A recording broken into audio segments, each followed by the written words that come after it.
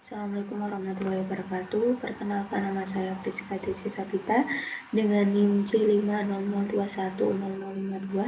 Di sini saya akan mempresentasikan tentang mekanisme penglihatan.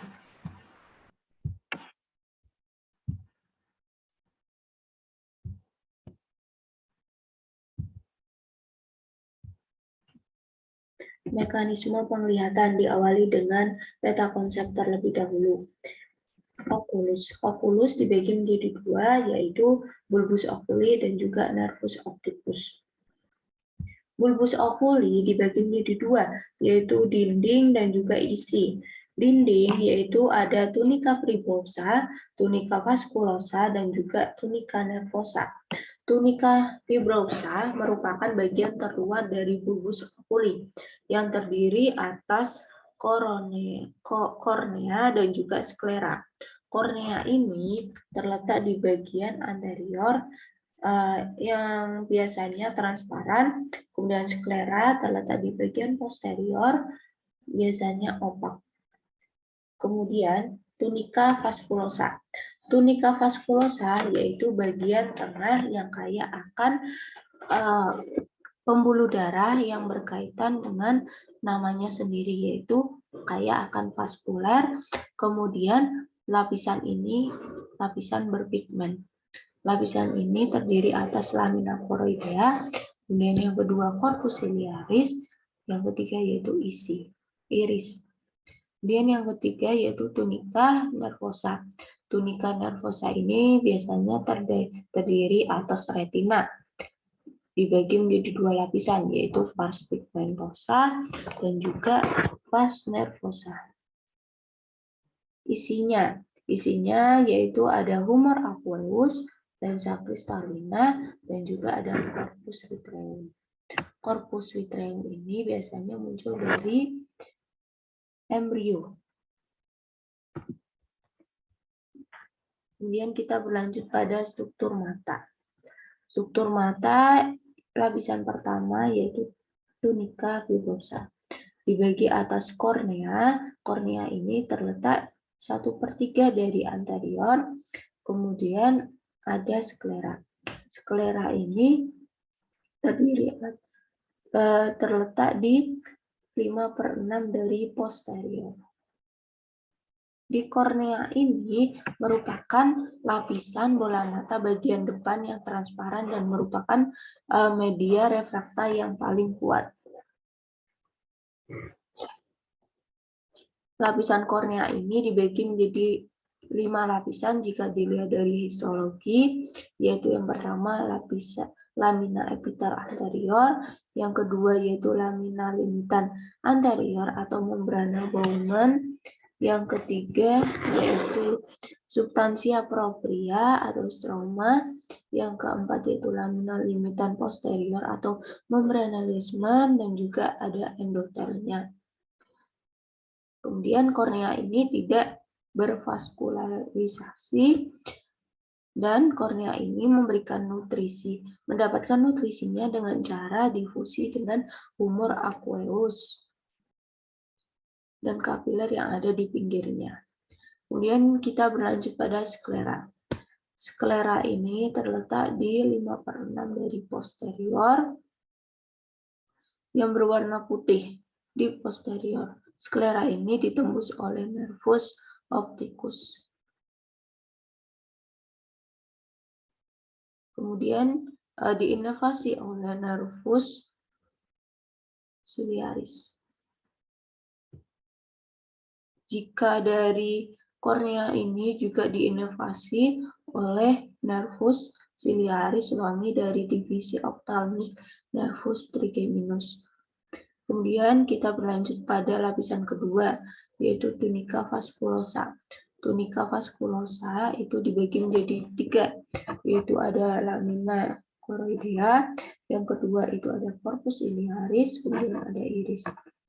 Lamina choroidea atau choroidea merupakan bagian posterior dari uvea di antara retina dan juga sklera.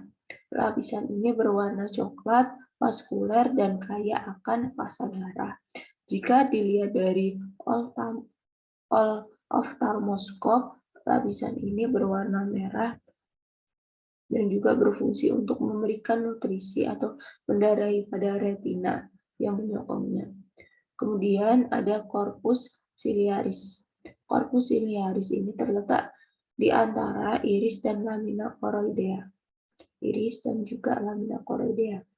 Bagian belakangnya itu ada ora serrata.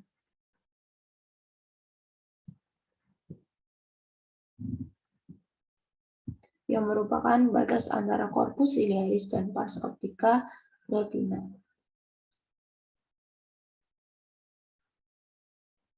Musculus ciliaris.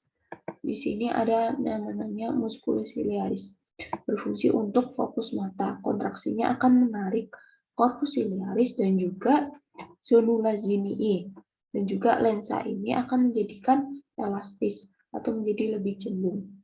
Kemudian yang kedua itu ada yang namanya orbiculus ciliaris, hanya terdapat dalam fibrae meridularis musculus ciliaris.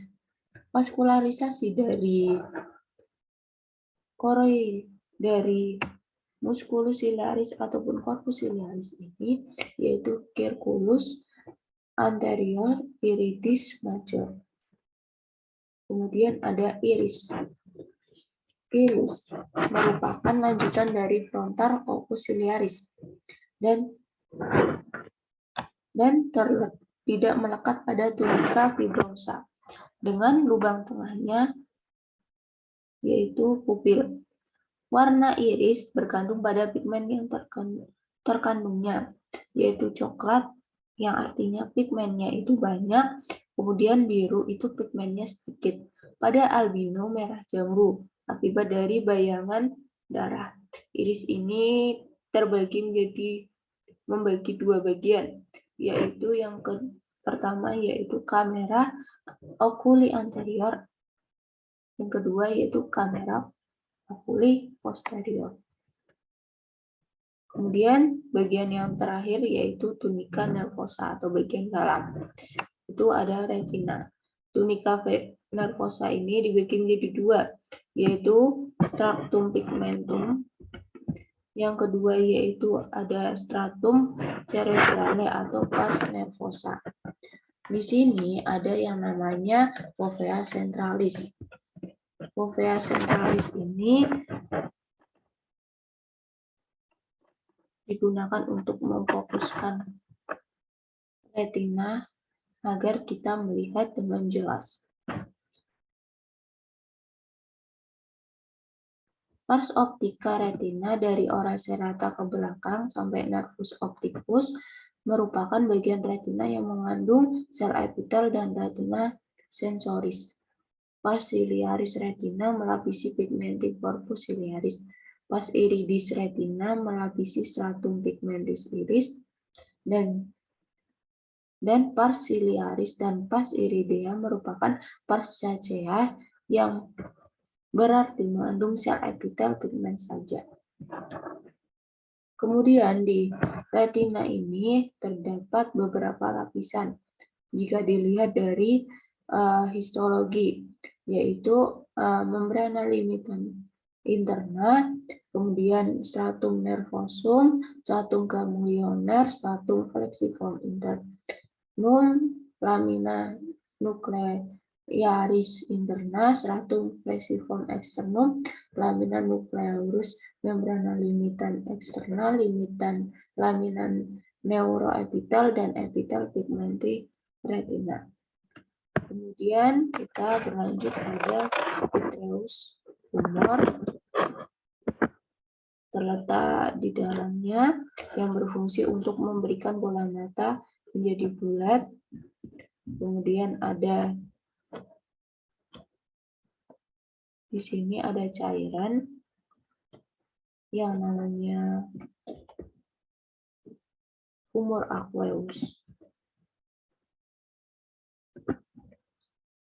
Kemudian kita berlanjut pada jaras penglihatan. Yang pertama yaitu dimulai dari cahaya masuk ke dalam mata, kemudian kita berlanjut kepada nervus opticus. lanjutan dari nervus opticus, kemudian disilangkan melalui chiasma opticus, kemudian berlanjut kepada tractus opticus. Kemudian di tractus opticus berlanjut pada corpus crenulatum lateral, kemudian ada raditio opticus, kemudian kita berlanjut kepada cortex cerebri yang berada pada area 17, 18, dan 19. Baik, sekian dari presentasi saya. Mohon maaf apabila ada kekurangan dan kesalahan. Wassalamualaikum warahmatullahi wabarakatuh.